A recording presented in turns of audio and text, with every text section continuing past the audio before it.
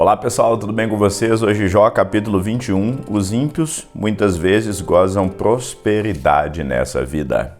Respondeu porém Jó e disse, ouvi atentamente as minhas razões e isso vos sirva de consolação. Sofrei-me e eu falarei, e havendo eu falado zombai.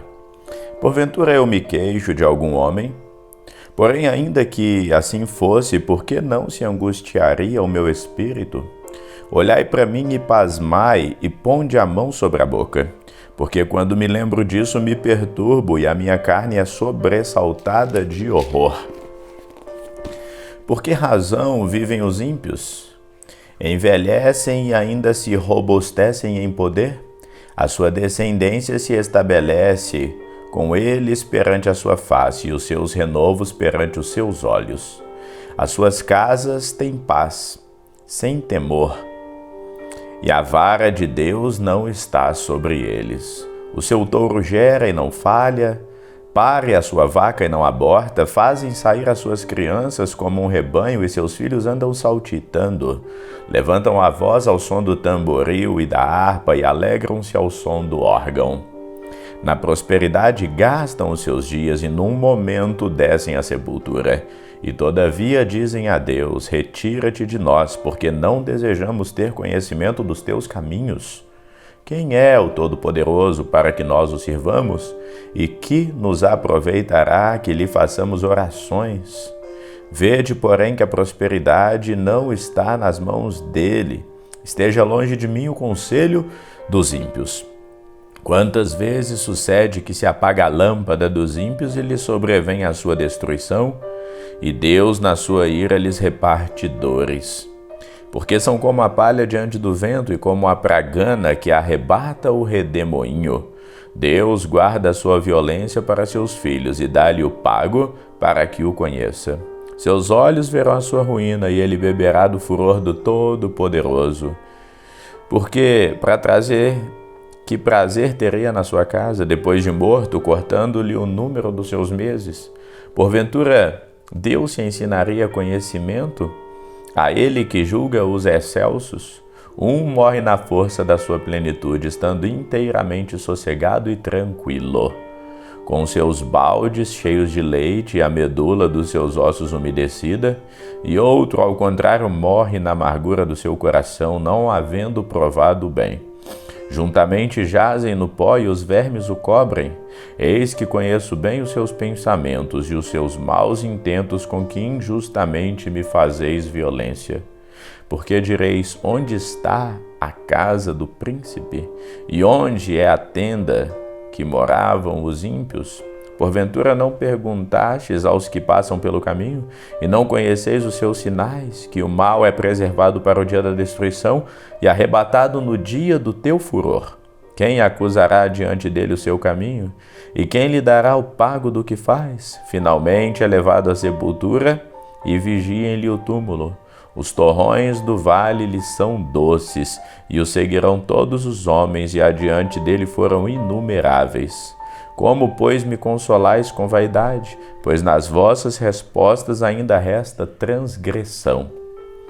Jó capítulo 22. Elifaz exorta Jó ao arrependimento. Então respondeu Elifaz o temanita, dizendo, porventura será o homem de algum proveito a Deus? Antes a si mesmo o prudente será proveitoso. Ou tem o Todo-Poderoso prazer em que tu sejas justos? Ou tem algum lucro em que tu faças perfeitos os teus caminhos? Ou te repreende pelo temor que tem de ti, ou entra em juízo contigo? Porventura é grande a tua malícia e sem termo as tuas iniquidades? Porque sem causa penhoraste aos teus irmãos e aos nus despojaste sem vestes. Não deste ao cansado água a beber e ao faminto retiveste o pão. Mas para o poderoso era a terra, e o homem tido em respeito habitava nela.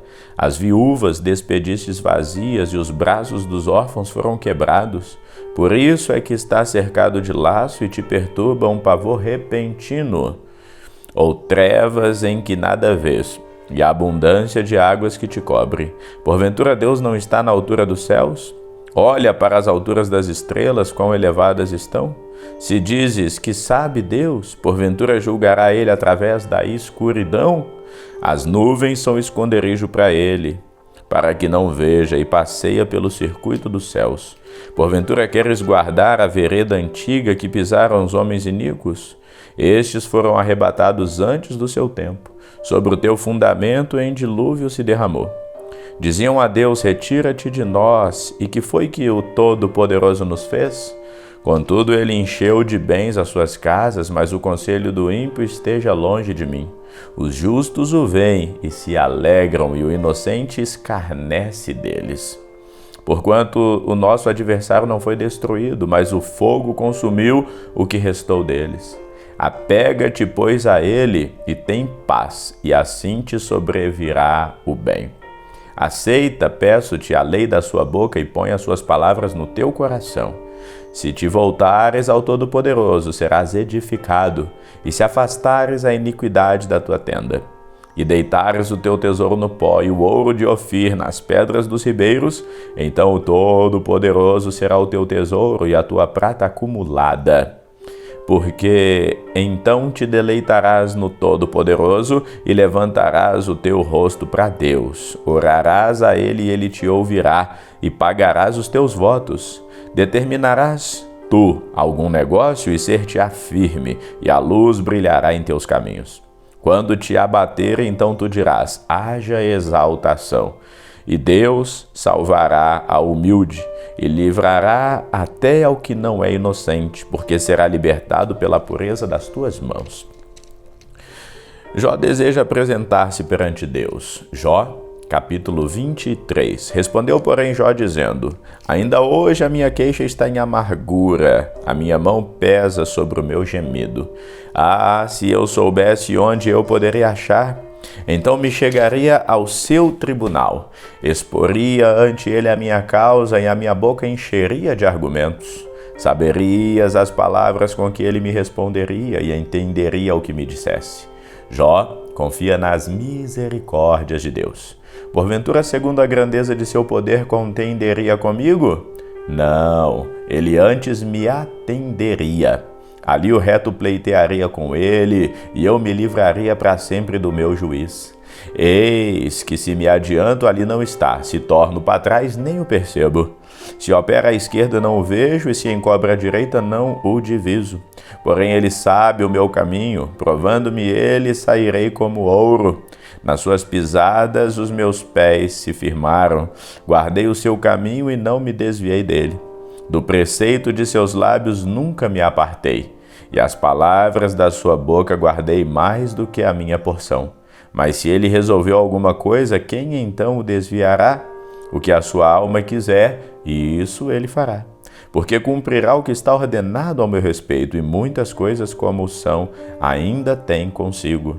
Por isso me perturbo perante ele, e quando isso considero, temo-me dele. Porque Deus macerou o meu coração, e o Todo-Poderoso me perturbou. Porquanto não fui desarraigado por causa das trevas, e nem encobriu o meu rosto com a escuridão. Os ímpios muitas vezes ficam sem castigo nessa vida. Jó, capítulo 24. Visto que o Todo-Poderoso não se encobriram os tempos, por que os que o conhecem não veem os seus dias? Até os limites removem, roubam os rebanhos e os apacentam.